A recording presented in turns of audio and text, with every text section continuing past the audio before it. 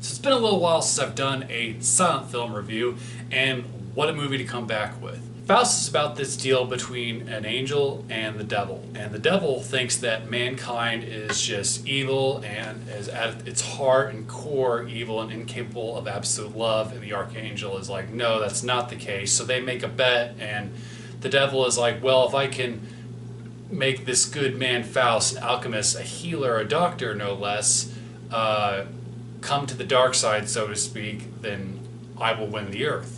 The devil casts this plague on Faust's village, and Faust is at a loss to stop this plague. And everybody around him is dying, and he's starting to lose his faith in God.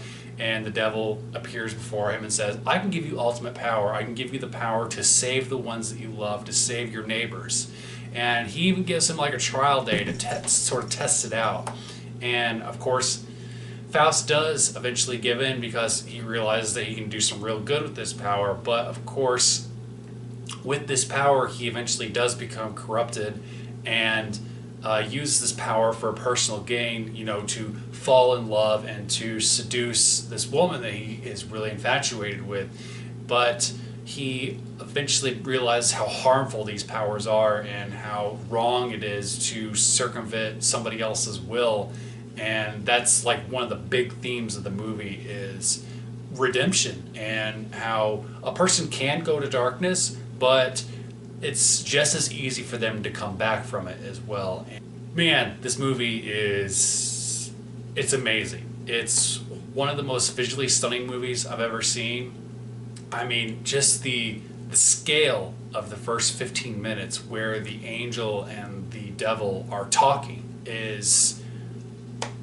it's mind-boggling how they did all this stuff. I mean, they used lots of miniatures and really gigantic sets and costumes. I mean, the scene where the devil is looking over Faust's town and he's just standing there with his wings out. It's really something to look at. It's one of the most ambitious silent films to be made during the time, and it was the most expensive until Metropolis came a year later. But basically, Murnau's films had been so successful, the studio was like, you can make whatever project you want next. We will give you basically an infinite amount of budget, and Murnau makes every cent count. I mean, it's obvious that there is so much passion and creativity going on with this film. And it's probably my favorite Murnau film. I mean, I love Nosferatu, but Faust is such an important film historically, but it's also something that I think is relevant today, where people can watch it and have some sort of self-reflection, which I think is really important and something that I really look for in films. And, I like being entertained and all, but there are times where I want to be able to self-reflect. And you wonder, you don't blame Faust for taking the devil's offer. I mean, if everybody around you is dying and the devil himself, no matter how evil, offers you a way to help them, how can you say no? And, kudos to Ghost of Ekman and the people that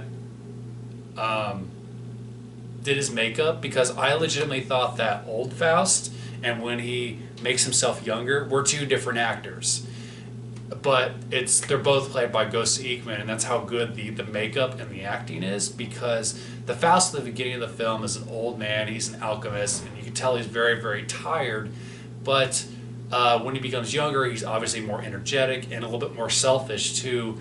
And I honestly, I swear to God, I thought it was played by two different actors.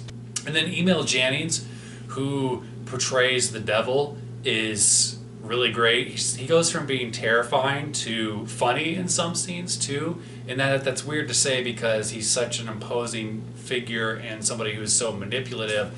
But there are times in the film where I wonder, because he hangs out with Faust throughout most of the movie, granting his wishes and whatnot, and I wonder if his time with Faust and other human beings has made the devil almost appreciate humanity a little bit more, because there are times where he loosens up a little bit and even finds somebody that he's romantically interested in for a little while, which I thought was really interesting. But another thing is I've watched this movie twice now. I watched it on YouTube and then I bought the Blu-ray because I just wanted to learn everything I could about the production. And, you know, people hear about Kubrick's style of filming on The Shining, where he took like hundreds of takes of certain scenes to break the actors or to get the perfect performance that he wanted.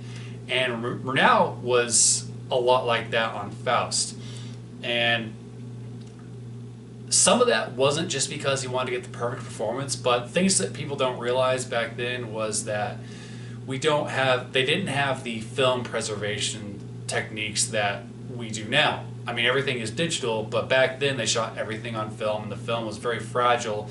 So having 10 takes of one scene was smart because you had essentially 10 copies. So if like 2 of them got destroyed or whatever, it wouldn't be that big of a deal. And when studios made copies for theaters to play, what happens is when you make a certain amount of copies for of a film, that the original copy starts to get damaged, and by extension, the other copies that you make of that copy is not as high quality as the director and the studio would want. So having like 7 versions of the films that are pretty much the same, and being able to copy all those different films, it's just how they had to do things back then.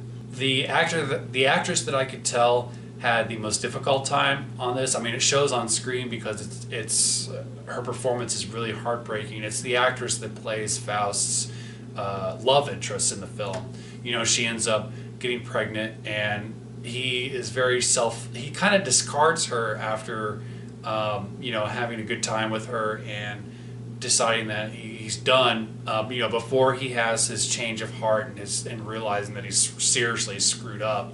But this poor woman is cast out of society with her baby, so they're forced to live basically homeless. And you can tell that they filmed a lot of her scenes in really strict situations. I mean, I watched an interview where they were talking about the part before the end of the film.